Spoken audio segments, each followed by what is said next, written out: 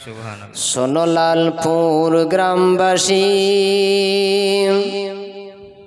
তোমরা ভালোবাসো, তোমাদের ভালোবাসি, তাই এইখানে এলাম শোনাতে নূর নবীর কালাম। এসেছি এইভাবে দাঁড়ে কোরআন হাদিস শোনাবো বলে, তাই তো বলি ও মুমিন কেন শোনো না, সময় থাকতে তওবা করো ভাই নামাজ পড়ো না, সময় থাকতে তওবা করো ভাই নামাজ পড়ো না, নামাজ পড়ো রোজা রাখো ভাই, দিনে দিনে দিন ফুরালো আর তো সময় নাই, এ কথা সবাইকে জানাই শোনাতে নূর নবীর কালাম। মুখেতে দরুদের ডালি মুছো ভাই মনেরই কালি, মুখেতে দরুদের ডালি মুছো ভাই মনের কালি, না হলে হতে হবে হাসরে পরিশান, না হলে হতে হবে হাসরে পরিশান, হাসরে তুলিয়া দুহাত সেজদায় করিয়া ফরিয়াদ, এ দোয়া করিও কবুল শোনাতে নূর নবীর কালাম। শোনো লালপুর গ্রামবাসী, তোমরা ভালোবাসো, তোমাদের ভালোবাসি, তাই এইখানে এলাম শোনাতে নূর নবীর কালাম। আল্লাহুম্মা সাল্লি আলা সাইয়্যিদিনা মাওলানা মুহাম্মদ ওয়া আলা আলিহি সাইয়্যিদিনা ওয়া আলা আলিহি সাইয়্যিদিনা মাওলানা মুহাম্মদ। মঞ্চে উপস্থিত অধ্যকার সভার সভাপতি, উলামায়ে কেরাম, দিক বেদিক থেকে আগত কর্তৃপক্ষদের মনোপুত বাবা ও ভাই, পর্দানাশী মা বোন, সন্তান সমতুল্য কচিকাচা বাচ্চা বাচ্চিরা, সর্বাক্ষে জানাই আমার আন্তরিক সালাম। আসসালামু আলাইকুম ওয়া রাহমাতুল্লাহি ওয়া বারাকাতুহু।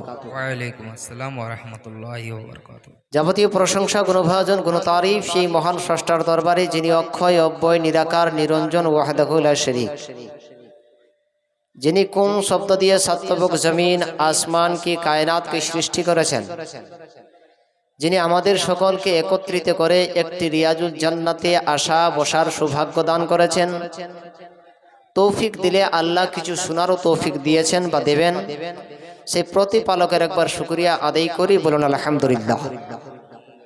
তারপরে পরে বিশ্ব রসুল নূরের পুতুল আমিনার বেটা আব্দুল মুত্তালিবের পোতা জনাবে মুহাম্মদুর রাসূলুল্লাহ সাল্লাল্লাহু তাআলা আলাইহি ওয়াসাল্লাম এর প্রতি শতবার লক্ষ কোটিবার দরুদ ও সালাম অবতীর্ণ হোক, বর্ষিত হোক, নাজিল হোক, সকলেই বলুন আল্লাহুম্মা আমিন। আমিন। বিরাদারান ইসলাম, মুহাজ্জিজ সামিনী کرام, আমি কোন গ্রন্থ থেকে একটি আয়াত তেলাওয়াত করেছি? গ্রন্থ বলতে কোন বই থেকে, কোন বুক থেকে? আজকে পৃথিবীর মধ্যে গ্রন্থের অভাব নাই। কবি রবীন্দ্রনাথ ঠাকুর একটি কিতাব লিখেছেন। কবি রবীন্দ্রনাথ ঠাকুর নিজের কিতাবের মধ্যে এটা লিপিবদ্ধ করতে পারেন নাই যে আমার কিতাবের মধ্যে ভুল নেই। কবি মাইকেল মধুসূদন দত্ত কিতাব লিখেছেন, প্রমাণ করতে পারেনি যে আমার কিতাবে ভুল নেই। বিদ্রোহী কবি কাজী নজরুল ইসলাম কিতাব লিখেছেন, আজ অব্দি প্রমাণ করতে পারেনি যে আমার কিতাবে ভুল নেই। কিন্তু আমার মহান রব্বুল আলামিন একটু একটু করে 30 বছর ধরে গাড়িঘেরার প্রান্তরে এমন একটি কিতাব আমার নবীর উপরে নাজিল করলেন, যে কিতাবের প্রথম আপনার কি বলছে পেজ, প্রথম আপনার জিলদের উপরে বড় করে লেখা আছে জালিকাল কিতাবুল লা রাইবা ফি। এই কিতাব এমন একটি কিতাব, এমন একটি গ্রন্থ, যেই কিতাবের মধ্যে কিঞ্চিত পরিমাণ কোনো ভুল ভ্রান্তির সন্দেহ নেই। বলুন সুবহানাল্লাহ। সুবহানাল্লাহ, সুবহানাল্লাহ। কেউ চ্যালেঞ্জ করতে পারে নাই, একমাত্র মহান আল্লাহ। এখন আল্লাহ বলছে যে এই কিতাবের মধ্যে কোনো ভুল নেই। মোল্লা যদি বলে ভুল আছে বা থাকে, বলুন তো তার ঈমান থাকবে? তার ঈমান থাকবে না। 1 বছর পূর্বে রাজস্থানের সরজমিনে একটা গুস্তাখ বেরিয়েছিল, যে গুস্তাখটার নাম হলো ওয়াসিম রেজভি। কি নাম? ওয়াসিম রেজভি। যে আপনার রাজস্থানের হাইকোর্টে 23টা কোরআনের আয়াতের উপরে মামলা করেছিল। কোটা 23টা। আচ্ছা বলুন তো, কোরআনে যতগুলো কথা আছে, কথাগুলো কার বাবা? আল্লাহর কথা। আল্লাহর কথা। সমস্ত পৃথিবীর সমস্ত কিছু উলট পালট হতে পারে, আল্লাহর কোনো কথাতে উলট পালট হতে পারে না। ওয়াসিম রেজভি 23টা কোরআনের আয়াতের মধ্যে মামলা করেছিল, তার মনোপুত নয়, ব্যাখ্যা বিশ্লেষণের উপরে। কিন্তু একজন শায়ের বলছে, কাউলে খোদা কাউলে মোহাম্মদ ফরমান না বদলা যায়গা, বদলেগা লাখো জমানা মগর কোরআন না বদলা যায়গা।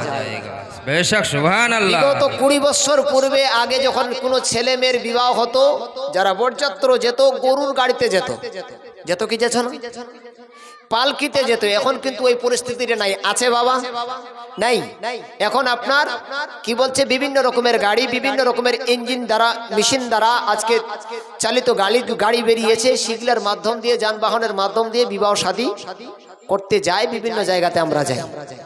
তো বিগত 25 বছর পূর্বের থেকে শুরু করে 1500 বছর পূর্বে যেই কোরআন ছিল, আজও সেই কোরআনটাই আছে। আছে না? উলট পালট হয়েছে কি না? পরিবেশ পরিবর্তন হতে পারে, পরিবেশ পরিবর্তন ঘটতে পারে, কিন্তু কোরআন যেটা সেটাই আছে। সেই জন্য বলছে, কাউলে খোদা কাউলে মোহাম্মদ ফরমান না বদলা যায়গা, বদলেগা লাখো জমানা মগর কোরআন না বদলা যায়গা। বেশক। সেই পবিত্র কোরআন থেকে একটি আয়াত পড়েছি। আল্লাহ রাব্বুল আলামিন কোরআনের মধ্যে বলছেন, ওয়াবিল ওয়ালিদাইনি ইহসানা। আল্লাহ পবিত্র কোরআনের মধ্যে উল্লেখ করলেন, ওয়াবিল ওয়ালিদাইনি ইহসানা, তোমরা নিজের পিতার সঙ্গে মাতার সঙ্গে আচ্ছা সুলুক করো, ভালো ব্যবহার করো। বলুন সুবহানাল্লাহ। সুবহানাল্লাহ। আগে আপনাদেরকে বলে দিয়েছি, এই গ্রন্থটা এমন একটা গ্রন্থ, যে এই গ্রন্থটার মধ্যে কোনো কিঞ্চিত পরিমাণ কোনো ভুল নেই, কোনো ভুল থাকতে পারে না। আজকে পৃথিবীর মধ্যে বিভিন্ন ধর্মগ্রন্থ আছে, যেরকম বলতে গেলে রামায়ণের নাম রামায়ণ, দ্বিতীয় তৃতীয় কোনো নাম নাই। জন্দে বস্তার নাম জন্দে বস্তা, দ্বিতীয় কোনো নাম নাই। গীতার নাম গীতা, শ্রী ভগবতের নাম ভগবত, মহাভারতের নাম মহাভারত, বেদের নাম বেদ, পুরাণের নাম পুরাণ। কেবলমাত্র একটা ধর্ম, যেই ধর্মটার নাম হলো ইসলাম। সেই ইসলামের ভিত্তিতে আমার নবীর উপরে যে গ্রন্থটাকে আল্লাহ নাজিল করেছেন, সেই কিতাবটাকে আল্লাহ একাধিক নাম দিয়েছে। বলুন সুবহানাল্লাহ। সুবহানাল্লাহ, সুবহানাল্লাহ। কোন ধর্মগ্রন্থর 2-3টা করে নাম পাওয়া যায় না, কেবলমাত্র ইসলাম ছাড়া। আমরা অনেক লোক আছি যারা কোরআনকে কোরআন শরীফ বলে ডাকি। বলে না? আগের কিছু কোরআন আছে যেগুলোর উপরে লেখা আছে কোরআন শরীফ, কোনোটাতে লেখা আছে কোরআন মাজিদ, কোনোটাতে লেখা আছে কোরআনে করিম, কোনোটাতে লেখা আছে কোরআনে হাকিম, কোথাও লেখা আছে আল কোরআন। 5টা নাম হলো। এই 5টা নাম ব্যতীত আরো 2-3টি নাম পাওয়া যায়। একটার নাম হলো শিফা, একটার নাম হলো দোয়া, একটার নাম হলো জাকাত। বলুন সুবহানাল্লাহ। এটা হলো কোরআনের পাওয়ার। এতগুলো নাম কেন দিয়েছেন? এতগুলো নাম কেন? আল্লাহ বলছে, বান্দা এই জন্যেই যে এই কোরআনটা এমন একটা গ্রন্থ, যেই গ্রন্থটার মধ্যে কোনো সাক্ষ্য শোভা নেই। এই গ্রন্থটা এমন একটা গ্রন্থ, যেটাকে দেখলে সওয়াব, পড়লে সওয়াব, শুনলে সওয়াব, চতুর্দিক থেকে সওয়াবের সওয়াব। বলুন সুবহানাল্লাহ। এবার আল্লাহকে প্রশ্ন করব, রাব্বুল আলামিন পৃথিবীর মধ্যে যতগুলো ধর্মগ্রন্থ আছে গো মাবুদ, প্রত্যেকটা ধর্মগ্রন্থের নাম একটা করে পাওয়া যায়, কিন্তু তুমি এমন একটা ধর্মীয় গ্রন্থ দুনিয়ার মধ্যে পাঠিয়েছ হে আমার রব্বুল আলামিন। এই ধর্মগ্রন্থের মধ্যে একাধিক নাম পাওয়া যায়, এই নামের সুরাংশ, নামের মানে বিশ্লেষণটা আমি জানলাম না গো মাবুদ। আমার আল্লাহ বলে, বান্দা রে, তোমাকে আমি বেশি বড্ড ভালোবাসি, কিংবা তোমাকে আমি দয়া করেছি বলে, ওরে বান্দা, তুমি যদি কোরআন শরীফকে কোরআন শরীফ বলে ডাকো, আর যদি আমি আল্লাহ তোমার জন্য কোরআন মাজিদ বলাটাকে প্রযোজ্য করে দিতাম রে বান্দা, তাহলে তুমি কোরআন মাজিদ বলতে গিয়ে যদি কোরআন শরীফ বলে দিতে, আমার ফারিস্তারা তোমার গুনাহ ছাড়া নেকি লিখতো না। সুবহানাল্লাহ। নারে তাকবীর, নারে রিসালাত, নারে হায়দারি, লালপুর জামি মসজিদ উন্নতি কল্পে নারে তাকবীর। তাহলে আল্লাহ রাব্বুল আলামিন যদি আমাদের উপরে একটা হুকুমকে লাগু করে দেন, আমাদের জন্য 5 ওয়াক্তের নামাজ ফরজ, ঠিক কিনা? এখন যদি কেউ 2 ওয়াক্তের নামাজ পড়ে, তো আল্লাহর হুকুমের অবাধ্য কিনা? আল্লাহ বলছে 5 পড়তে হবে, আমি 2 পড়ছি, 3টাকে ছেড়ে দিচ্ছি। আল্লাহ বলছে, বান্দা, আমি যদি তোমার উপরে প্রযোজ্য করে দিতাম দুনিয়ার মানুষের জন্য যে তোমাকে কোরআন মাজিদ বলতে হবে, তো না জানি তোমরা কোরআনকে ডাকতে গিয়ে কোরআন মাজিদের জায়গায় কোরআন শরীফ বলে দিতে পারো, হতেই পারে। তো তুমি যদি, আমি আল্লাহ বলছি কোরআন মাজিদ বলতে হবে, তুমি যদি কোরআন শরীফ বলে ডাকো, তো আমার হুকুমের অবাধ্য করা হবে, আমার ফারিস্তারা তোমার গুনাহ লিখবে। হে লালপুরের মানুষ, আমার আল্লাহ বলছে, বান্দারে, তোমার যদি মনে হয় যে আমি কোরআনকে কোরআন শরীফ বলে ডাকবো রে বান্দা, তবু আমি আল্লাহ আমার নৈকট্য লাভ হবে। যদি সেই কোরআনটাকে তুমি যদি আল কোরআন বলে ডাকো, তবু আমি আল্লাহ তোমার উপর সন্তুষ্ট হয়ে যাব। হে আমার বান্দা বান্দিরা, শুধু তাই নয়, শুধু তাই নয়, তোমরা যদি সেই কোরআনকে আল কোরআন বলে ডাকো, তবু আমি আল্লাহ তোমার উপরে খুশি হয়ে যাব।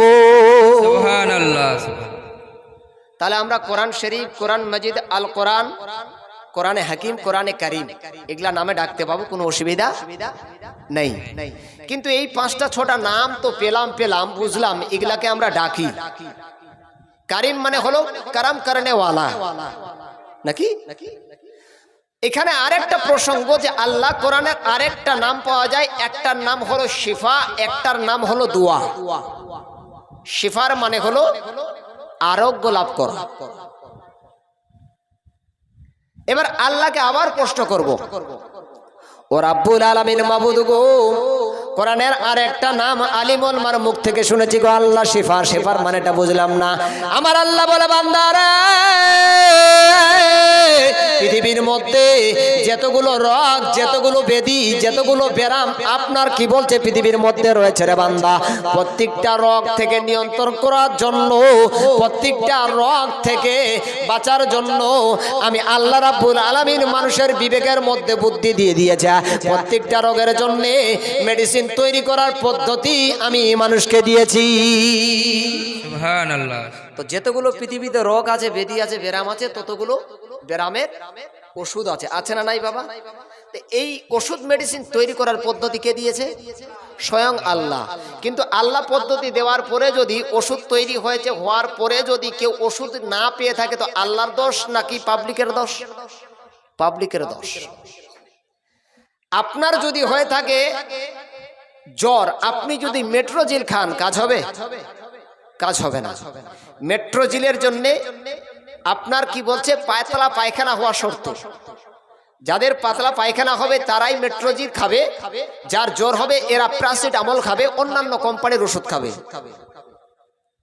এবার আল্লাহ বলছে, বান্দারে, পৃথিবীর মধ্যে যতগুলো রোগ, যতগুলো ব্যাধি ব্যারাম আছে রে বান্দা, প্রত্যেকটা ব্যাধি ব্যারামের জন্য আমি মেডিসিন তৈরি করার পদ্ধতি মানুষকে দিয়েছি। হ্যাঁ দুনিয়ার মানুষ, দেখা গেল তোমার এমন একটা রোগে তুমি আক্রান্তিত হয়েছো রে বান্দা, এমন একটা রোগের মধ্যে পড়েছো, যদি তুমি চেন্নাইয়ের মধ্যে যাও কিংবা ভেলোটের মধ্যে যাও কিংবা বেঙ্গালোরের মধ্যে যাও, যে ওখানে যাওয়ার পরে তোমার রোগ নির্ণয় করা গেল না, ওখান থেকে যদি তুমি ফিরে আসো, আসার পরে বান্দা তোমার সিনার মধ্যে যদি কোরআন যদি তোমার সিনার মধ্যে থাকে, তুমি দু চারটি আপনার কোরআনের আয়াত পড়ে চোখের দু ফোঁটা জল ফেলে যদি আমার বারগায়ের সালাতের মধ্যে দোয়া চাও, আল্লাহ আমি বেঙ্গালোর থেকে ফিরেছি, আমি চেন্নাই থেকে ফিরেছি, কোথাও আমি ওষুধ মেডিসিন খুঁজে পেলাম না গো মাবুদ, তুমি আমাকে অসুখ ব্যাধি ব্যারাম থেকে ছুটকারা হাসিল করিয়া দাও। আল্লাহ বলছে বান্দা তোমার দোয়া চাইতে নাই, আমি আল্লাহ তোমাকে সুস্থতা দান করি। সুবহানাল্লাহ সুবহানাল্লাহ। তো সুস্থতার জন্য দোয়া কার কাছে চাইব? আল্লাহর কাছে। কিন্তু অনেক অনেক লোক আছে যারা ডাক্তারকে ভগবান মানে না, ডাক্তারের কাছে মাথা নত করা দেয়। ডাক্তার হলো উপলক্ষ, ডাক্তার উপলক্ষ, ডাক্তারের জীবনের মালিক একজন, যে ডাক্তার তার জীবনের মালিক একজন, যে ডাক্তার যাকে ওষুধ দিয়ে ভালো করতেছে তারও মালিক একজন, ঠিক কিনা? আজকে আমরা জমি জায়গা বাড়ি টাড়ি এটা ওটা রেকর্ডভুক্ত করে নিয়ে আজকে আমি বলছি এটা আমার জায়গা, ও বলছে এটা আমার জায়গা, এটা বলছে আমার বাড়ি, বলছে না? কিন্তু আসলে কি এটা আমার বাড়ি না? কবি কি বলছে? পরের জায়গা পরের জমি ঘর বানাইয়া আমি রই, আমি তো সে ঘরের মালিক নই। পরের জায়গা পরের জমি ঘর বানাইয়া আমি রই, আমি তো সে ঘরের মালিক নই। আমার ঘর খানাদার জমিদারি, আমি পাই না দাগার হুকুম জারি, আরে পাই না জমিদারের দেখা, মনের দুঃখ কারে কই, আমি তো সে ঘরের মালিক নই। পরের জায়গা পরের জমি ঘর বানাইয়া আমি রই, আমি তো সে ঘরের মালিক নই। কতগুলো লোক আছে বলে মৌলভী সাহেব এত কামাই করি, এত রোজগার করি, এতগুলো ফসল, এতগুলো ধান, বাড়িতে বরকত নাই, বলে না অনেক লোক, অভাব অনটন দূর হয় না। কি বলছে কবি? জমিদারের ইচ্ছে মতন আরে দেও না জমিন চাষ, তাই তো ফসল ফলে না রে দুঃখ 12 মাস। জমিদার বলতে জমিদার কে? আল্লাহ। আল্লাহর হুকুমে আল্লাহ যে বলছে বান্দা তুমি যদি আকাশের পানিতে বর্ষণ হয় আর ওই বৃষ্টিতে থেকে যদি তুমি ধান ফসল উৎপন্ন করো, তাহলে তোমাকে এর ওসর আদায় করতে গেলে 10 মুনে 1 মুন দিতে হয়। এটা আল্লাহর হুকুম। সেই হুকুমটাকে আমি মান্যতা দেই না। আমার বাড়িতে আপনার বাড়িতে বরকত আসবে? গরিব গরবার হক আল্লাহ বলছে বান্দা তোমাকে দিতে হবে, আমি দিলাম না, তো আমার বাড়িতে বরকত কোনোদিন আসতে পারে না। এই জন্য কি বলছে, আমরা জমির খাজানা দিই নাকি? এখন হয়তো খাজানা মওকুফ হয়ে গেছে। কবি বলছে জমিদারের ইচ্ছে মতন আরে দেই না জমিন চাষ, তাই তো ফসল ফলে না রে দুঃখ 12 মাস। আমি খাজানা পাতি সবে দিলাম, তবু জমিন আমার হয়ে যে নিলাম। আমি খাজানা পাতি সবে দিলাম, তবু জমিন আমার হয়ে যে নিলাম। আমি চলি যে তার মন জগাইয়া, দাখেলাই মিলে না সই, আমি তো সে ঘরের মালিক নই। পরের জায়গা পরের জমি ঘর বানাইয়া আমি রই, আমি তো সে ঘরের মালিক নই। আল্লাহুম্মা সাল্লি আলা সাইয়্যিদিনা মাওলানা মুহাম্মাদ ওয়া আলা আলিহি সাইয়্যিদিনা ওয়া আলা আলিহি সাইয়্যিদিনা মাওলানা মুহাম্মাদ। তাহলে কোরআনের নাম হলো শিফা, আরেকটা নাম আছে কোরআনের দোয়া। আল্লাহকে যদি প্রশ্ন করি মাবুদ এই দোয়ার মানেটা জানলাম না, আল্লাহ বলে বান্দা যেদিন তোমার কেউ সঙ্গ দেবে না, ভাই ভাইয়ের কাজে আসে না, প্রতিবেশী প্রতিবেশীর কাজে আসে না, নিথর ভাবে তুমি একক ভাবে থাকো। বান্দা, যদি তোমার কাছে কোরআন থাকে, কোরআনের সিনাতে যদি তোমার কোরআনের ইলম থাকে, কোরআন যদি তুমি পড়তে যাও, গভীর রাতে তুমি কিয়ামে দাঁড়িয়ে যাবে, নামাজে দাঁড়িয়ে যাবে। 100 টাকা দিয়েছেন বাবাজি, আল্লাহ দান কবুল করুক, সকলে বলো আল্লাহুম্মা আমিন। আমিন। তো আল্লাহ বলছে, বান্দা, সেই গভীর রাতের মধ্যে 2 ফোঁটা জল তুমি যদি চোখের ফেলিয়ে আমার বারগায়ে রেসালাতে হাত দুটি তুলে দেওয়া চাও, আমি আল্লাহ তোমার দোয়া কবুল করে থাকি। বলুন সুবহানাল্লাহ। সুবহানাল্লাহ। সেই পবিত্র কোরআন থেকে আয়াত পড়েছি, আল্লাহ বলছেন ওয়াবিল ওয়ালিদাইনি ইহসানা, নিজের পিতা নিজের মায়ের সঙ্গে ভালো ব্যবহার করার উদ্দেশ্য হুকুম আল্লাহ দিয়েছে। কে দিয়েছে? আল্লাহ দিয়েছে। আজকে বাবা এই সম্পর্কে এই জন্য বলছি যে এই জিনিসটার আজকে বর্তমান খুব অভাব। আজকে এই জিনিসটার খুবই অভাব যে মা বাবার সঙ্গে কোনো ছেলে বা মেয়ে ভালো আচরণ করবে, সেই জিনিসটা আজকে বর্তমান নেই।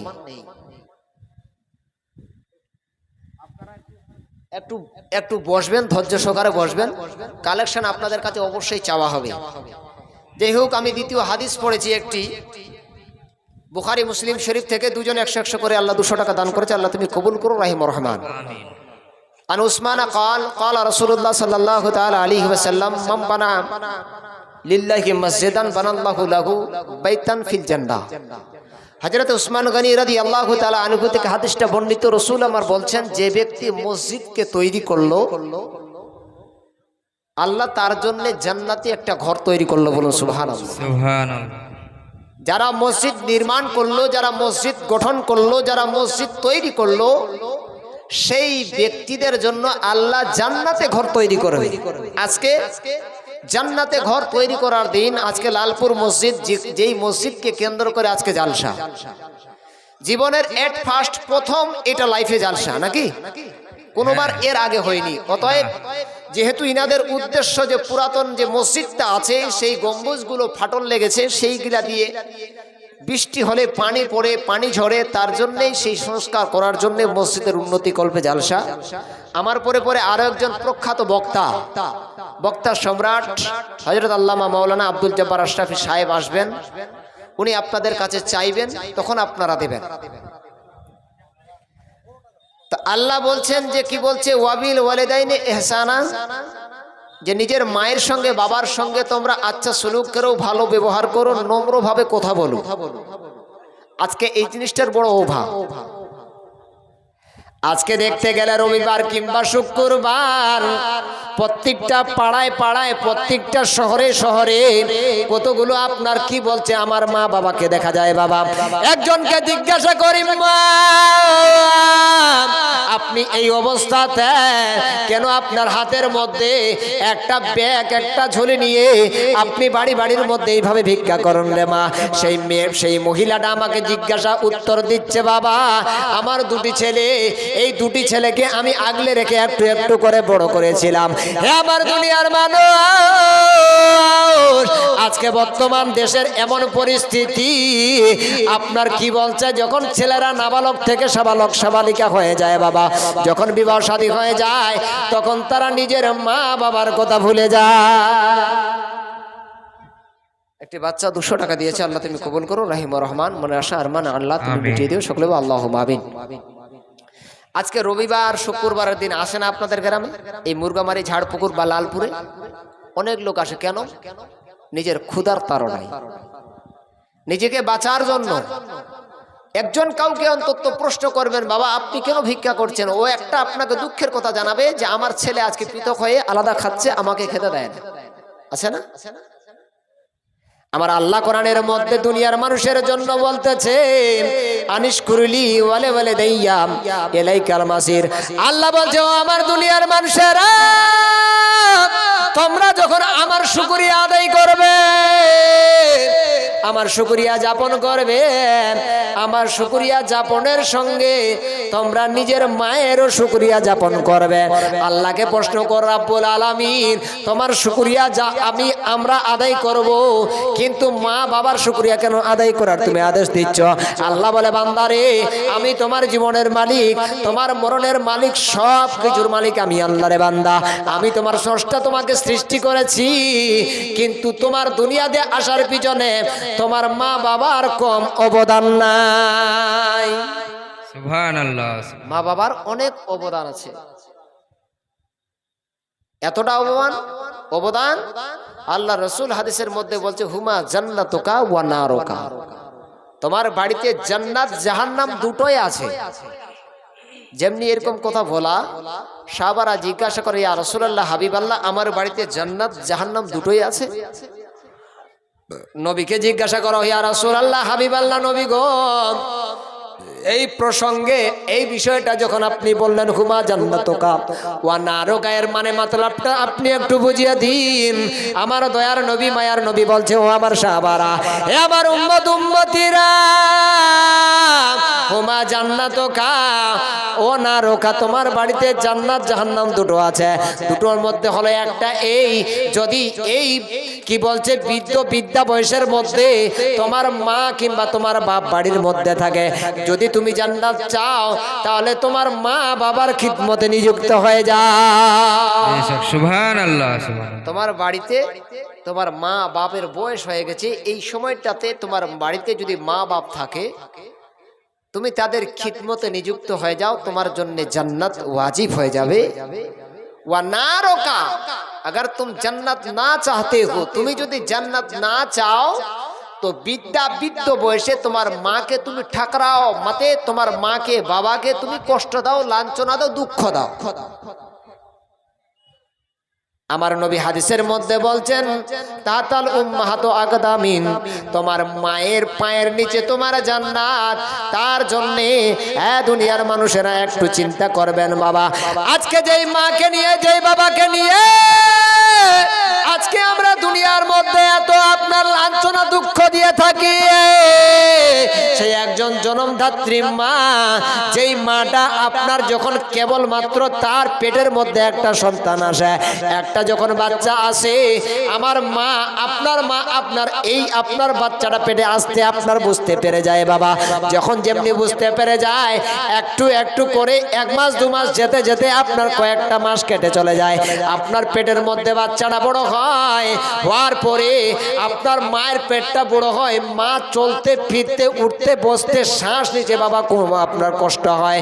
কোনোদিন এরকম কোনো ইতিহাস তৈরি হয়নি পৃথিবীর মধ্যে কোনো একটি মা নিজের পেটটাকে চিরাই করে নিজের পেটের ছেলেকে বের করে দিয়েছে। কোনো মা এই কাজটা করতে পারবে বাবা? দম নিতে কষ্ট পায় না, দম নিতে কষ্ট, শ্বাস নিতে পারে না পরিপূর্ণভাবে। বাচ্চাটা যখন পেটের মধ্যে 3 কিলো 2.5 কিলো ওজন হয়, এটা ঠাট্টাকানি বিষয় নয়। একটা বাচ্চা যখন 9 মাস 10 মাস হয়ে যায়, ওই বাচ্চাটা মায়ের পেটের মধ্যে একটু নড়াচড়ার চেষ্টা করে রে বাবা। যেমনি বাচ্চাটা নড়তে চায়, ওই বাচ্চার আপনার কহিনাগুলো মায়ের বুকের পাঁজরের হাড়ের মধ্যে এসে লাগে রে বাবা। বাচ্চা যদি পা নড়িয়ে থাকে, বাচ্চার আপনার হাঁটুগুলো আপনার তোল পেটের মধ্যে লেগে থাকে রে বাবা। আপনার সেই মাটার যখন যন্ত্রণা শুরু হয়, আপনার যখন পেটের মধ্যে ব্যথা শুরু হয় আপনার বাবা, পরিবারের একজন যখন বলে, মা তুমি খাদ্য খাবার খাবে কি খাবে না, ওই নীরব হয়ে সেই মা আপনার পেটের যন্ত্রণা নিয়ে বিছানার মধ্যে শুয়ে যায়, বলে আর খাদ্য খাবারের চেষ্টা করে না, আমার কোনো খাদ্য খাবার লাগবে না, বর্তমান আমার কোনো ভোগ নাই। কিন্তু মা এরকম চিন্তা ভাবনা করেনি। হ্যাঁ দুনিয়ার মানুষ, শুধু তাই নয়, আপনার 10 মাস পরিপূর্ণ হতে ওই বাচ্চাটা আপনার যখন দুনিয়ার মধ্যে ভূমিষ্ঠ হয়ে যাবে রে বাবা, বাচ্চাটা যদি আপনার কালদিঘি হাসপাতালে কিংবা বাড়ির মধ্যে বাচ্চাটা যখন জন্ম লাভ করবে বাবা, বাচ্চাটা যদি না কাঁদে, তাহলে দেখবেন বাচ্চা না কাঁদলে তার মা আপনার কান্না করবে। বাচ্চা যদি না কাঁদে, তার মা কাঁদে না কেন? বাচ্চা যদি কাঁদে তো মা বুঝতে পারে আল্লাহ তোমার লক্ষ কোটি শুকরিয়া যে আমার বাচ্চাটা বোবা হয়নি, ঠিক কিনা? আর বাচ্চা যদি না কান্দে তাহলে মা কান্না করে কেন? এই জন্য যে আল্লাহ না জানে আমার বাচ্চা কাঁদছে না, হয়তো আমার বাচ্চাটা বোবা হয়েছে, এরকম একটা কান্নাকাটি থাকে। কিন্তু কত প্রসব ব্যথা যন্ত্রণা সমস্ত কিছু মা ভুলে যায়। এই জন্য একজন কবি বলছে, যখন তুমি এসেছিলে ভবে কেঁদেছিলে তুমি হেসেছিল সবে, এমন জীবন করিবে গঠন, মরণে হাসিবে তুমি কাঁদিবে ভুবন। মরণে হাসিবে তুমি কাঁদিবে ভুবন। সুবহানাল্লাহ, সুবহানাল্লাহ। ছোট্ট বাচ্চা এসে মসজিদ উন্নতি করবে, আল্লাহ বাবু 200 টাকা করেছে দান, আল্লাহ তুমি কবুল করো রহিম রহমান, আমিন। মিটিয়ে দাও সকলের মনের আশা উদ্দেশ্য জায়েজ তামান্না, সকলে বলো আল্লাহুম্মা আমিন। এমন জীবন করিবে গঠন। হ্যাঁ, এই যে আমার মামা নজিবুর রহমান সাহেব, কোয়েল ইসলামিয়া মাদ্রাসার সেক্রেটারি সাহেব, উনি মসজিদকে লক্ষ্য করে 500 টাকা দিয়েছেন। আল্লাহ দান কবুল করুক, মনে আশা আরমান মিটিয়ে দুক আল্লাহ, আমিন। সকলের লক্ষ্য ভেদকে আল্লাহ পূরণ করে, সকলে বলে আল্লাহুম্মা আমিন। বলতেছিলাম এই যে সেই বাচ্চাটা যখন দুনিয়ার মধ্যে এসে ভূমিষ্ঠ হলো, মা সমস্ত প্রসব ব্যথা সমস্ত যন্ত্রণাকে ভুলে গিয়ে মায়ের মুখের মধ্যে মুচকি হাসি ফুটে যায়। ফোটে না?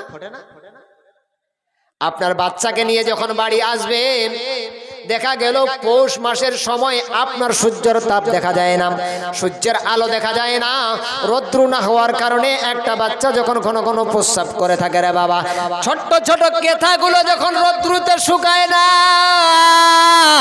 আমার আপনার জনমধাত্রী মা রাতের বেলা যখন বাচ্চা পেশাব করে দিয়ে কান্নাকাটি করে রে বাবা, আপনার কাপড় চেঞ্জ করিয়ে দিয়ে ওই জায়গার মধ্যে একটা ছোট্ট কেথা বিছিয়ে দিতে চায় রে বাবা, যখন দেখে আর কোনো কাপড় নেই, মা সেই নিজের পিঠটাকে সেই ভিজা জায়গার মধ্যে লাগিয়ে দিয়ে থাকে, আর সেই বাচ্চাটাকে নিজের বুকের মধ্যে দিয়ে নিজের বুকটাকে বাচ্চার জন্য বিছানি বানিয়ে থাকে। সুবহানাল্লাহ। বিছানা বানায় নিজের পিঠটাকে ভিজা জায়গাতে দিয়ে দেয়। এসব কথা আমরা সব ভুলে যাচ্ছি, কিন্তু আল্লাহর নবী বলছে না, এটা ভুললে চলবে না। কি বলছে? আমি বলি মাহফিলেতে নবীর হাদিস শোনো না, নবী বলেন মায়ের দিলে ব্যথা দিও না, নবী বলেন মায়ের দিলে ব্যথা দিও না। বলুন সুবহানাল্লাহ। আমি বলি মাহফিলেতে নবীর হাদিস শোনো না, নবী বলেন মায়ের দিলে ব্যথা দিও না, নবী বলেন মায়ের দিলে ব্যথা দিও না। আরে 10 মাস 10 দিন ধরে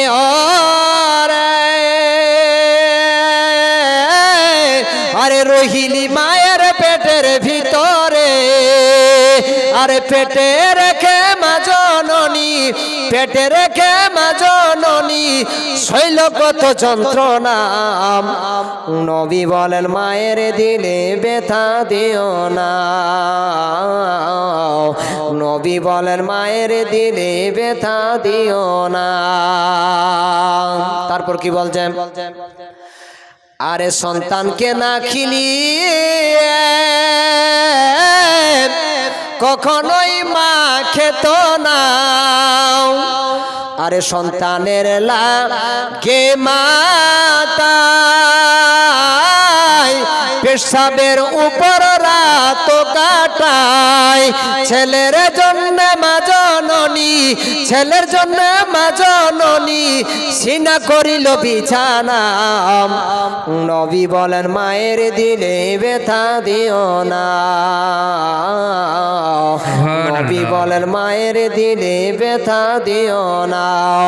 আরে যখন তুমি পেটে ছিলে রে মায়ের রক্ত মাংস সবই খেলি রে।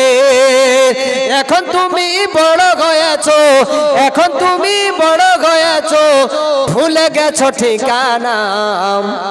নবী বলেন মায়ের দিলে ব্যথা দিও না, নবী বলেন মায়ের দিলে ব্যথা দিও না। আমি বলি মাহফিলেতে নবীর হাদিস শোনো না, নবী বলেন মায়ের দিলে